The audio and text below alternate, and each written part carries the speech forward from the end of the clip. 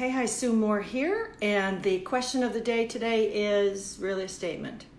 And what it is don't let this happen to you. Today I'm going to tell you a story. It's a little bit about my story, and I'm saying this as kind of a public service announcement for you all. So let me start off by saying don't trick yourself into thinking that your current position is always going to be there.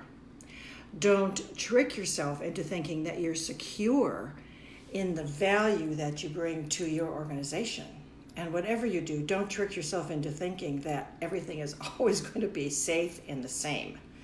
Because I say those things because I was quick to tell myself all of those. And then my position was eliminated along with many others. I happened to be at first, but there were several that lost their jobs. And so you wonder, well, what do I do? And because then you start thinking, once the shock and the shock of it all settles in, so does the panic. I do think shock and panic are somewhat related somewhere along the line. I'm not sure. What are you going to do? And so I remember thinking, well, I'd like to replace what I had. And which was very hard because it was great. But so I started looking around, and I did. In the meantime, I was doing some work for a couple of women's organizations off the East Coast. That wasn't the best. I ended up taking, over time, 2 positions at 2 different financial services companies. Nothing really gelled, and although I had had 52 interviews and 3 job offers, I had to walk away. There was something inside of me that was just saying, enough is enough. And you've got to do your own thing. Hey, Angie, thanks for hopping on. Enough is enough. You have to walk away. But walk away to what? I had no friggin' idea. And so I thought I would, I was fairly well connected, and I thought, well, I could be a middleman between this company and that company and put them together, and it's a long story and I don't want to bore you with it here, but I was almost ready to push the button, right? And then I went to a conference and I was introduced to the company that I'm with now in network marketing. And as you know, it is skincare, which I love. And but I thought, wow, this is going to be a piece of cake because the company does all the back office stuff for you, okay? I mean, you don't have to worry about product development or shipping or payments or any of that other stuff. And I thought, this is great. I'll just, talk to a few people, show them how good this stuff is, and people are going to buy. And then I'll make some money, and life will be easy peasy again. Not so much. So what I found and what I had to learn was that social media had, now this is about not quite 6 years ago, that social media had really completely changed how one went about doing business, not just for what I was looking at, but just generally. I mean, little Amazon and a lot of things where people just changed their shopping habits. So I knew that. And hey, Sherry, how are you? So just as a little sidebar, what I would say is social media, they say that social media is probably the best thing that ever happened in network marketing. It is also the worst thing that happened in network marketing. And I found that to be true because most people look at social media as if it's some kind of dartboard, and all you have to do is just throw stuff out there and people are going to glom onto it and just buy whatever you have or join your team or whatever it is.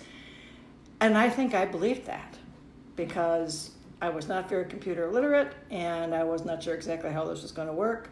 I just hoped that somebody would buy, and I hoped that somebody would join my team. And I had to learn that hope is really not an effective marketing strategy.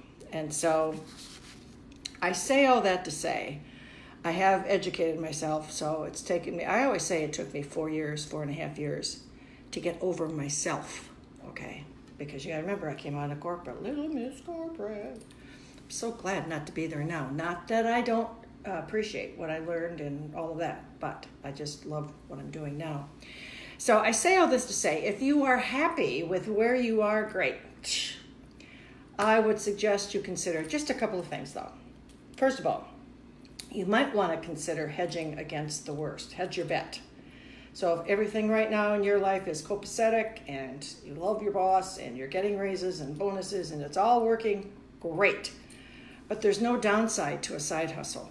And there's certainly only benefits to having more money coming into the household. So that's number one. Number two, I would suggest you start building your own network. And by that, what I mean is, if you are successful in business or you're just in business, period, chances are that the vast majority of your network are people in the same industry or the same profession, okay? So if something happens, who are you going to go to? You have very few people that from the outside. I know that to be true because that was me. And that's why I say stay-at-home moms, people who, nurses, and so forth, that might work shift work or whatever, they have, I think, an advantage to building a network in that because they've got kids and they take them to school and plays and soccer and football and all of those kinds of things. So they're meeting other people outside of what they really do. And so I would just suggest, even though things are copacetic, hey, Cynthia, thanks for jumping on. I would just suggest that you consider, start building a network outside of what your current profession or industry is. And then, let me see. The last group is people who are they're doing well, they're making a very nice income, and they're happy and so forth. And the thought of doing something on the side just does not even register with them. And that's fine. Just have at it.